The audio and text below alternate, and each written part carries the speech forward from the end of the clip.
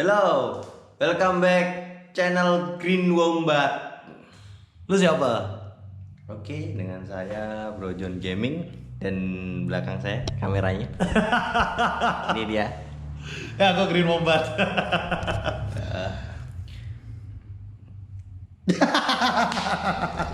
Oke, kita kembali lagi bersama dengan Bro John Gaming ya. Kalau tadi udah biasa gitu ya. itu kalau misalnya di belakang banyak jemuran, antepin aja. Ya gua ada pakaian dalam lagi. Berarti sini. Oke, jadi sesuai dengan kemarin ya, gua tentang pembelian atau tips ya pembelian ER6N. Sekarang gue mau ngasih tips, belakang juga berantakan sebenarnya, belakang gue ada.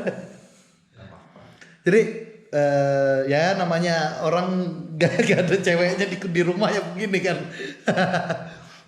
Jadi untuk video kali ini gue bakal ngebahas bagaimana kalau kita punya ER6N ya, dan kita bikin untuk daily yang setidaknya cukup nyaman gitu loh. Nanti gue bakal ngasih skala prioritas gitu, kayak penting, menengah, atau sangat tidak penting gitu, atau gimana lah, terserah lo gitu ya.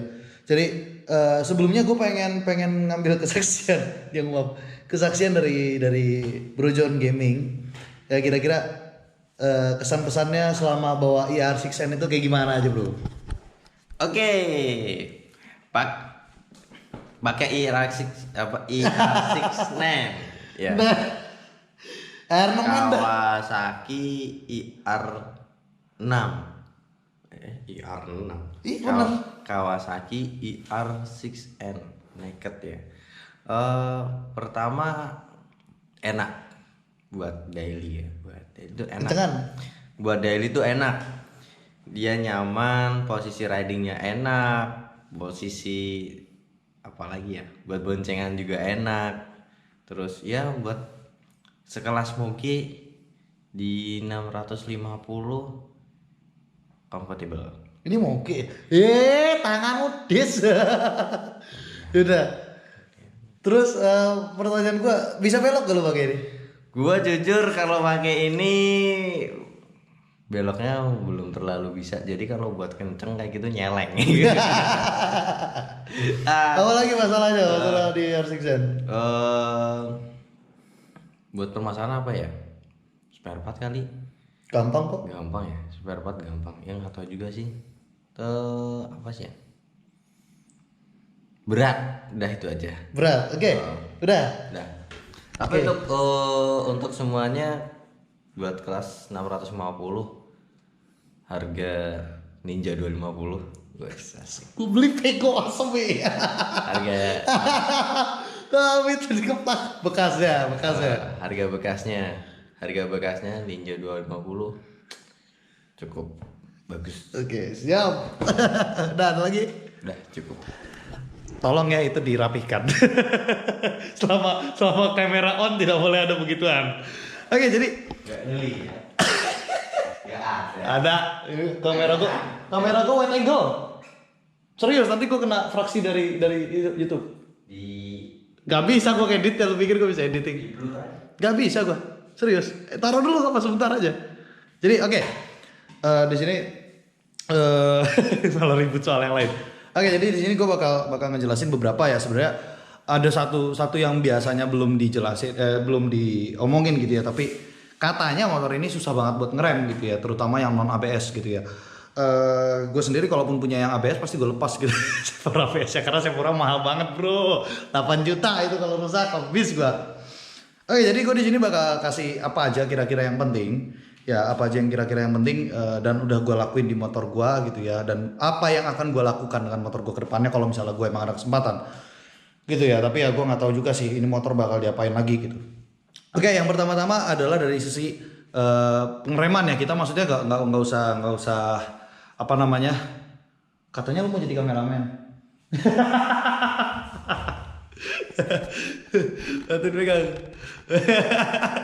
Oke. Buat dari sisi pengereman ya, jadi gue lihat di sini pengeremannya sebenarnya kurang begitu pakem gitu. Walaupun sebenarnya originalnya oke lah gitu ya, cuma memang kalau dia sudah overheat karena memang berat motor ini sendiri kosongnya 200 kilo lebih ya, 206 atau berapa gue lupa. Jadi kalau misalnya memang dia sudah sama bensinnya aja udah cukup banyak ya, sekian belas liter, kemudian dengan olinya 2 liter segala macam gitu ya. Bobot totalnya itu bisa 200 kilo lebih plus bobot gue sendiri 60 kilo. Jadi kalau gue pakai dengan cara teknik gue biasa riding itu gue pakai namanya trail braking gitu ya. Gue biasa counter steering terus dibantu sama trail braking. Nah itu biasanya rem belakang itu jadi bermasalah gitu. Cuman memang beberapa orang ada itu gak terlalu rendah kok. Pas. Oke. Tapi memang ada beberapa orang yang ngomongnya di bermasalah di rem depan gitu. Walaupun gue sendiri gak tahu ya rem depannya kenapa gitu. Cuman gue sendiri rem depan gak pernah bermasalah gitu loh. Rem belakang yang gue kadang-kadang suka ngelos. Oke. Jadi di sini mungkin bisa gue yang pegang. Oke. Jadi di sini bisa dilihat ya gue mungkin dari sini ya biar kelihatan jelas ya. Dari sini. Oke. Nah ini gue selang remnya ganti ya. Jadi ini selang remnya bukan yang karet gitu ya. Ini plastik gitu ya. Kalau misalnya lu ada HP gak bisa dinyalain ini flashnya. Nah ini bisa dikatakan bahannya ini karbon sama ini yang dinamakan karbon Kevlar ya. Dia rajutannya begini gitu. Jadi nggak kayak karbon biasa. Dah, gak apa-apa. Matiin. Hah? Ya kalau misalnya merek, gue gak bakal sebut merek ya. Buat motor gue sendiri, gue gak bakal nyebut mereknya apa. Kita bukan tukang dagang bro. Tapi kalau misalnya harga memang macam-macam ya. Kalau misalnya ada yang lokalan itu harganya sekitar 1 jutaan gitu. Ada yang impor pun ada yang 2 juta sampai 3 jutaan gitu ya. Jadi kalau misalnya rating untuk selang rem kira-kira berapa nilainya? Gue rasa sekitar 8 dari 10 gitu. Jadi ini salah satu skala prioritas lu buat beli motor ini dan lu cek. Oke, rem gue masih karet, berarti harus lu cek gitu loh. Nah, kemudian kedua bisa ditunjukin kok di sini kok. Bro. Nah, ini namanya brace fork ya. Ini brace fork. Ini yang versi ya ini menengah lah ya, nggak mahal, nggak murah. Oke, kesini lagi. Jadi tujuannya itu dia agar naik turunnya shock breaker kiri sama kanan itu sama gitu loh. Jadi meminimalisir tank slap. Jadi kalau ada yang nggak tahu tank slap itu apa, salah gue lagi nggak apa dari situ aja. Nah, gue lagi bawa gitu ya motor, misalnya gue cornering gitu ya, gue belok gitu ya. Gue tau posisinya salah gitu karena gue takut jatuh kiri gitu. Misalnya gue mau belok gitu ya, pas gue belok begini gitu kan, terus kemudian gue lurus lagi gitu. Pas lurus kan gue pasti melintir gas gitu. Pas gue buka gas, nah ban depan kadang suka ngangkat terus kemudian dia tank slap. Nah kayak gini ini namanya tank slap. Nah, untuk meminimalisir dampak dari tank slap itu bisa pakai stabilizer gitu. Cuman kalau lu pakai stabilizer di sini space-nya agak terbatas ya karena ini memang cukup tinggi. Terus kemudian yang paling murah itu adalah dari brace fork, dan brace fork sendiri memang harganya variatif. Cuman menurut gua lu baiknya beli yang cukup menengah lah ya harganya ya, mungkin sekitar yang di atas 1 jutaan gitu ya, atau lokal gitu ya, tapi yang memang CNC-nya udah bagus gitu, yang tebal, bukan yang impor yang tipis-tipis kayak gitu. Karena itu rawan banget bro, rawan banget patah gitu loh. Jadi ini kalau gua lihat skalanya sekitar 9 dari 10 gitu, karena saat kita menikung pakai ini buat yang nggak biasa counter steering dan trail braking itu sangat berpengaruh gitu. Dan kemudian lanjut di modifikasi lainnya gitu ya, itu mungkin bisa dibilang ini ya slider gue pakai yang murah aja lah, nggak usah mahal-mahal banget lah. Ini motor juga cuma buat di glosor-glosorin, ini nggak usah lah ini. Jadi ini aksesoris ya, ini nggak penting, ini aksesoris seperti ini sebenarnya nggak penting banget gitu. Ini cuman buat ini aja sih gitu, menurut gua nggak penting gitu. Terus ya paling slider ya, karena kalau misalnya lu jatuh dan lu harus ngangkat motor lu dari bawah itu berat banget gitu. Tapi kalau misalnya ada slider ya udah dia mentoknya di sini. Itu paling mentok di sini sama di ini. Nah ini juga sebenarnya opsional sih, kayak apa namanya footstep gitu. Kalau gue memang buat ngapit nangki gitu. Jadi kalau dilihat dari harga gitu ya, bisa dibilang range buat selang rem itu sekitar 2 juta. Kemudian ini sekitar 1 juta 2 juta gitu. Atau kalau lu mau beli yang bagus gitu ya, kayak merek impor dari USA gitu ya, itu bisa 3 juta gitu ya. Jadi gak begitu mahal sebenarnya buat tuning motor ini. Bukan tuning ya, modifikasi ringan lah gitu ya.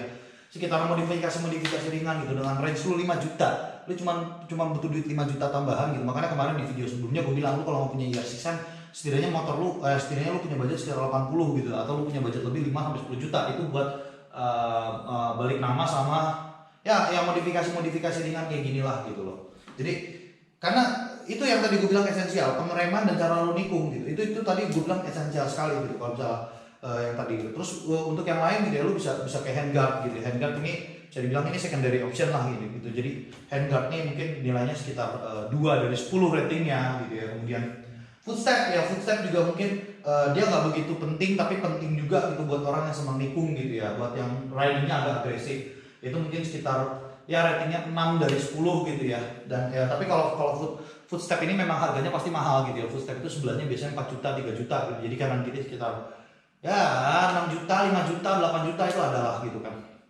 Gitu. Jadi kalau gue di sini kita fokus sama modifikasi ringan aja ya tadi. Jadi selang rem itu wajib, terus sama apa tadi? Apa? Brace fork. Ya, brace fork atau stabilizer. Bagusnya memang stabilizer, cuma kalau lu stabilizer wah itu harganya gitu. Tapi kalau misalnya memang lu cukup sultan ya ke ini. Cukup sultan gitu ya buat apa namanya? Enggak gitu juga maksudnya. Nah, jadi kalau memang lu cukup sultan buat ngabisin duit di motor ini gitu ya. Kasarnya anggap lu punya duit sekitar 80 juta gitu ya. Sekian buat modifikasinya. Paling gue rekomendasi di shockbreaker. Jadi shockbreakernya ini standarnya ini teleskopik 41 mm gitu ya. Dan dari salah satu merek impor yang gue katakan cukup bagus. Cuman itu gue jamin keras banget bro.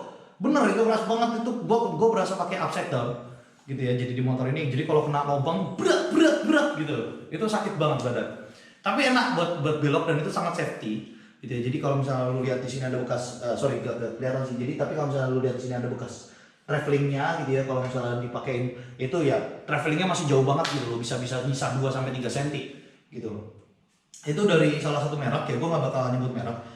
Yang depan itu paketan dalamnya top 12 juta gitu, tapi itu worth 8 juta berapa ya kalau nggak salah, 8 atau 12 gue lupa sih, udah cukup lama banget itu.